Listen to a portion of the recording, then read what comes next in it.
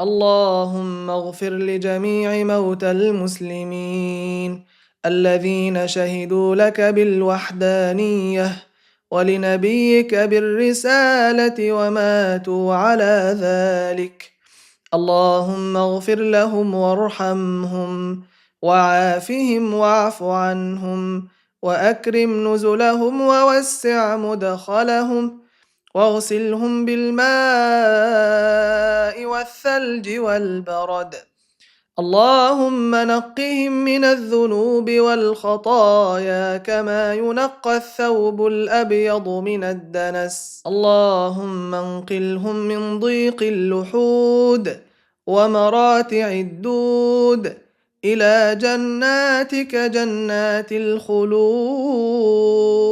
اللهم ارحمنا إذا صرنا إلى ما صاروا إليه تحت الجنادل والتراب وحدنا، وانصرف عنا الأهل والأحباب، ولم يبق لنا إلا أنت يا الله. اللهم